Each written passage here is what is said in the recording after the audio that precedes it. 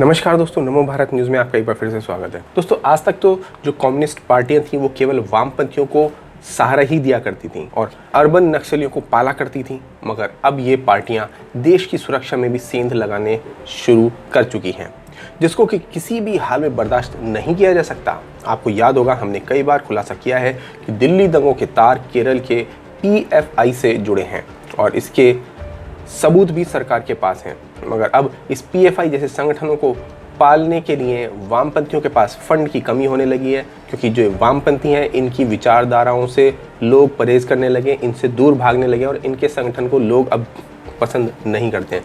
इसीलिए अब ये आतंकवाद और गुनाहों की तरफ चल पड़े हैं। अब इसी कड़ी में ये लोग जो है विदेश से तस्करी पर भी उतर आए हैं, साथ ही साथ देश की सुरक्षा एजेंसियों के साथ भी खिलवाड़ कर रहे हैं। इसी कड़ी में एक बेहद ही बड़ी चौंकाने वाली रिपोर्ट जो है वो सामने आ रही है। मगर सबसे पहले मैं यहाँ पर आपसे आग्रह करूँगा कि इन वामपंथियों को उजागर करने वाली इस रिपोर्ट को आप ज़्यादा से ज़्यादा शेयर करें, फिर हम आगे बढ़ेंगे। दोस्तों, केरल की कम्युनिस्ट सरकार का नाम एक बार फिर से एक बड़े स्कैंडल में आया है और इस बार सीधे मुख्यमंत्री पिनराई विजयन का कार्यालय ही शक के घेरे में है। बताया गया है कि डिप्लोमेटिक इम्यूनिटी का सहारा लेकर सोने की तस्करी की गई है और साथ ही एयरपोर्ट से भी इस सोने को पास कराने के लिए इसके सहारे लिए गए हैं। सोने की इस तस्करी में स्वप्ना सुरेश नामक एक अधिकारी का नाम सामने आया है। बता दें कि दूसरे देशों के डिप्लोमेट्स को कई देश इम्यूनिटी प्रदान करते हैं, जिससे उन्हें कुछ नियम कानूनों और टैक्स से छूट मिलती है। इसमें मुख्यमंत्री पिनराई विजयन के एक काफ़ी करीबी सहयोगी का नाम सामने आ रहा है, जिन्होंने राज्य में कोरोना वायरस संक्रमण के सार्वजनिक डेटा का विश्लेषण करने के लिए स्प्रिंकल्स इंक को जिम्मेदार ठहराया था या उनको जिम्मेदारी दी थी। M शिवशंकर नामक का यह अधिकारी मुख्यमंत्री का IT सेक्रेटरी है और अब वो Kerala state IT infrastructure limited के स्पेस पार्क में बतौर ऑपरेशन मैनेजर कार्यरत स्वप्ना सुरेश को बचाने में लग गया है। अपने डेली प्रेस कॉन्फ्रेंस में मुख्यमंत्री पिनराई विजयन ने कहा है कि उन्हें स्वप्ना सुरेश के IT विभाग के अंदर काम दिए जाने की कोई जानकारी नहीं है। साथ ही CM ने बताया है कि ये मामला अभी तक उनके संज्ञान तक में भी नहीं आया था, जो अब पता चला है। लेकिन उन्होंने आश्वासन दिया है कि इस मामले में कोई भी दोषी सजा से बच नहीं सकेगा। स्वप्ना UAE काउंसलेट की सदस्य रही है और उस पर दस्तावेजों की हेराफेरी करने का आरोप है कि उसने फर्जी डॉक्यूमेंट्स पेश करके गुरुवार यानी कि जुलाई 2, 2020 को डिप्लोमेटिक इम्यूनिटी का प्रयोग करके खाड़ी देशों से 30 किलो सोने की तस्करी कर डाली। इतना सारा सोना डिप्लोमेटिक बैग में भरकर लाया गया था। इसका खुलासा 6 जुलाई को तब हुआ जब कस्टम के अधिकारियों ने UAE काउंसलेट के एक अधिकारी सहित कई से पूछताछ की, जो PRO के पद पर तैनात रहा था। कहा जा रहा है कि 6 महीने पहले स्वप्ना को IT विभाग में इतना बड़ा पद दिए जाने के पीछे M शिवशंकर ही है। स्वप्ना को एक संवेदनशील स्पेस पार्क प्रोजेक्ट में काम दिया गया, बावजूद इसके कि उसके खिलाफ पहले से ही क्राइम ब्रांच का एक मामला चल रहा था। साथ ही इंटेलिजेंस विभाग ने भी उसके खिलाफ बयान दिया है, जिसे नज़रअंदाज कर दिया गया। अब कांग्रेस और भाजपा राज्य की दोनों ही विपक्षी दलों ने कम्युनिस्ट सरकार पर स्वप्ना को बचाने का आरोप लगाया है। हालांकि कस्टम अधिकारियों ने स्वप्ना के आवास पर छापेमारी की है और सरित को भी गिरफ्तार कर लिया गया है। केरल भाजपा अध्यक्ष के सुरेंद्रन का कहना है कि मुख्यमंत्री कार्यालय से कस्टम अधिकारियों को फ़ोन कॉल्स किए गए ताकि जांच रोकी जा सके। उनका कहना है कि ये फ़ोन कॉल्स मुख्यमंत्री के किसी करीबी ने ही किया होगा। CM विजयन ने इसे एक बेहुदा आरोप करार दिया है। उसने कहा है कि संदिग्ध बैकग्राउंड वाले लोगों को CMO में कोई काम दिया ही नहीं जाता। इसके बाद से गृह मंत्रालय इस पर खुद नज़र रखने लगा। अब गृह मंत्रालय ने केरल में तिरुवनंतपुरम अंतर्राष्ट्रीय हवाई अड्डे से संबंधित सोना तस्करी के मामले में राष्ट्रीय जांच एजेंसी यानी NIA को छानबीन करने की इजाज़त दे दी है। इस बीच तस्करी गिरोह में कथित तौर पर शामिल वाणिज्य दूतावास की पूर्व महिला कर्मचारी जो कि ये स्वप्ना सुंदरन ही है, ने अग्रिम जमानत के लिए केरल में हाई कोर्ट में गुहार लगाई है। इस मामले में शुक्रवार को सुनवाई होने की संभावना है। अधिकारियों ने बताया कि जांच की इजाजत दे दी गई है क्योंकि इस घटना का राष्ट्रीय सुरक्षा पर गंभीर असर पड़ सकता है। गृह मंत्रालय के एक प्रवक्ता ने बताया कि गृह मंत्रालय ने NIA को तिरुवनंतपुरम हवाई अड्डे से संबंधित सोना तस्करी मामले में जांच की अनुमति दे दी है, क्योंकि संगठित तस्करी से राष्ट्रीय सुरक्षा पर गंभीर असर पड़ सकता है। साफ सीधी बात है, पड़ेगा भी, क्योंकि आप सोचिए कि जब किसी देश के काउंसलेट्स को या किसी राजनयिक को जो है इम्यूनिटी मिली होती है, तो उसका मतलब होता है कि उनकी जांच ज़्यादा नहीं होगी या उनके ऊपर जो है टैक्सेस से संबंधित जो है कुछ चीज़ों की छूट मिल सकती है। लेकिन आप उसका सहारा लेकर देश की क्रेडिबिलिटी का सहारा लेकर सोचिए, भारत ने इतना नाम आज कमाया है कि मुस्लिम देशों में जो है हिंदू मंदिर बनने लगे हैं।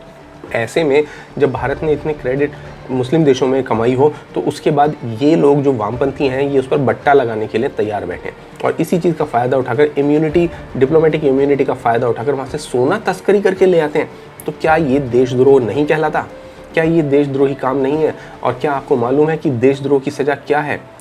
कई देशों में देशद्रोह की सज़ा इतनी सख्त है कि लोगों को जो देशद्रोही होते हैं उनको मौत के घाट तक उतार दिया जाता है, उनकी गर्दनें उतार दी जाती हैं, उनको फांसी तक पे चढ़ा दिया जाता है। लेकिन हमारे देश में कानूनों का सहारा लेकर ये लोग बचने में माहिर हो चुके हैं। आपको बता दें, खाड़ी से हाल ही में तिरुवनंतपुरम अंतर्राष्ट्रीय हवाई अड्डे पर एयर कार्गो द्वारा लाए गए राजनयिक स्वप्ना के सामान में से 30 किलोग्राम सोना बरामद किया गया था।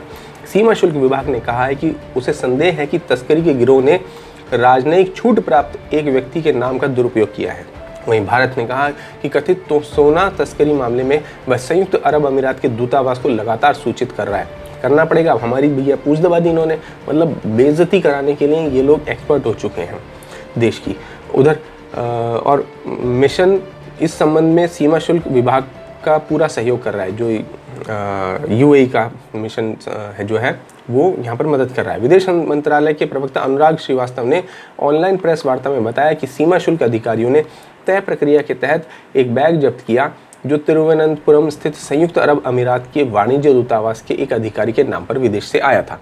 उधर कांग्रेस ने मामले की सीबीआई जांच की मांग करते हुए कहा कि इसमें राज्य एवं केंद्रीय स्तर के सत्ता पक्ष से जुड़े उन लोगों की भी जांच के दायरे में लाया जाना चाहिए जिनके इस अपराध में शामिल होने का संदेह हो। मतलब जो है कांग्रेस ने तो एक नया ही आयाम खोल दिया। उसका कहना है कि इसमें जो है केंद्र भी शामिल है। सोचिए, मतलब एक तरफ जहाँ केंद्र जो है पूरी दुनिया में अपना जो है देश का नाम ऊंचा करने के काम कर रहा है, चीन को उसकी औकात समझा रहा है, पाकिस्तान को घुटनों पे ला दिया, नेपाल अब में सत्ता परिवर्तन होने के हालात आ गए हैं। इसके अलावा जो है अमेरिका भारत की मदद के लिए सैन्य सहायता देने के लिए खुद से कह रहा है, अपने तीन जो है एयरक्राफ्ट कैरियर जो है साउथ चाइना सी के पास पहुंचा देता है, सिर्फ किस लिए? क्योंकि भारत की मदद करनी है उसे। तो ऐसे में हम अपने देश का नाम बदनाम करेंगे या केंद्र सरकार अपने देश का नाम बर्बाद करेगी? ऐसी मूर्खता वाले जो काम है ये राहुल गांधी की पार्टी कर सकती है। आपको बता दें कि पार्टी के मुख्य प्रवक्ता रणदीप सुरजेवाला ने एक बयान में कहा है कि केरल के हालिया घटनाक्रमों ने कुछ लोगों की केरल की माकपा के नेतृत्व वाली सरकार में उच्च स्तर तक पहुंच को उजागर किया है। इस बात की पूरी आशंका है कि राज्य एवं केंद्र सरकार में मौजूद लोगों की जानकारी अथवा सहयोग के बिना सोने की तस्करी नहीं हो सकती। विपक्ष की इस्तीफे की मांग के सवाल के जवाब में विजयन ने विपक्ष को कल्पनाशील कहानियों और तुच्छ रणनीति से दूर रहने की नसीहत दी है। उसने कहा है कि जांच एजेंसी तय करना केंद्र का काम है और राज्य सरकार का नहीं, और वे पहले ही ऐसा कर रहे हैं। इस बीच कई स्थानीय चैनलों पर वांछित महिला की कथित ऑडियो क्लिप चलाई जा रही हैं जिसमें वो अपने को बचाने के लिए बड़े बड़े बयान देती सुनाई दे रही है। बता दें कि कोरोना वायरस आपदा से निपटने को लेकर चल रही खबरों के कारण केरल के मुख्यमंत्री पिनराई विजयन पहले से ही आलोचकों के निशाने पर है और आरोप है कि खबरें प्लॉट की गई हैं। ऐसा जो है वो विजयन कह रहा है, जबकि सच्चाई क्या है अब दुनिया जहान के सामने आ चुकी है। एयरपोर्ट पर स्क्रीनिंग की जा रही है, जांच के लिए अस्पताल की व्यवस्था है और मरीजों की स्थानीय अस्पतालों के आइसोलेशन वार्ड्स में ले जाए जाने का सब जो है बातें बताई जा रही हैं। लेकिन केरल में इस समय जो है बताया जा रहा है कि जो आंकड़े हैं कोरोना का लेकर वो बहुत ही ऊट-पटांग आ रहे हैं। इसी समय के दौरान में यानी कोरोना के काल में ही इनकी पार्टी से संबंधित एक व्यक्ति जो है काउंसलेट इम्यूनिटी का सहारा लेकर तस्करी करता पकड़ा जाता है। तो सोचिए कि इस राज्य की क्या हालत चल रही होगी। आपको वैसे भी मालूम है कि केरल में इस समय सबसे ज़्यादा लव जिहाद के केस मिल रहे हैं। इस समय वहाँ पर हिंदुओं की संख्या जो है वो लगातार घटती जा रही है। ईसाई परेशान है और मुस्लिम बहुल जो इलाके हैं वहाँ पर आप जाने की कोशिश कर भी नहीं सकते। यानी कि वहाँ पर ओवरऑल जम्मू कश्मीर की तरह डेमोग्राफी पूरी तरह से बदलने का प्रयास किया जा रहा है। और इसमें मदद कौन कर रहा है? यही वामपंथी कम्युनिस्ट पार्टी की जो सरकार है वहाँ पर वो ये काम करने में पूरा सहयोग कर रही है, क्योंकि उसको किसी भी तरह से भारत में अपनी एक ना एक राज्य में तो अपनी सरकार बनाए रखनी है। पहले कभी ये पश्चिम बंगाल में भी हुआ करते थे, उसके अलावा कई और राज्यों में हुआ करते थे, मगर इनको जनता ने पीट पीट के खदेड़ते अब भारत के बिल्कुल निचली जो इलाके हैं, जो निचले मतलब जो एकदम ऐसी जगह रह गए जहाँ पर अब ये बिल्कुल पूंछ में रह गए हैं, वहाँ से भी इनको उठाकर समुद्र में गिराने की तैयारी कर ली है भारतीय जनता ने। लेकिन ये इस आखिरी समय में अपना जोर लगा देना चाहते हैं, अपनी जान तोड़ कोशिश कर रहे हैं किसी तरह से बच जाए। इसके लिए ये अपराधों तक में भी लिप्त हो गए। तो दोस्तों, आपका इस पूरी खबर पर क्या विचार है, हमें कमेंट बॉक्स में लिखकर बताएं। साथ ही साथ इस वीडियो को ज़्यादा से ज़्यादा शेयर करें। धन्यवाद। जय हिंद। वीडियो को लाइक, सब्सक्राइब और शेयर करना ना भूलें। अपने विचारों को कमेंट बॉक्स में लिखकर हम तक जरूर पहुंचाइए।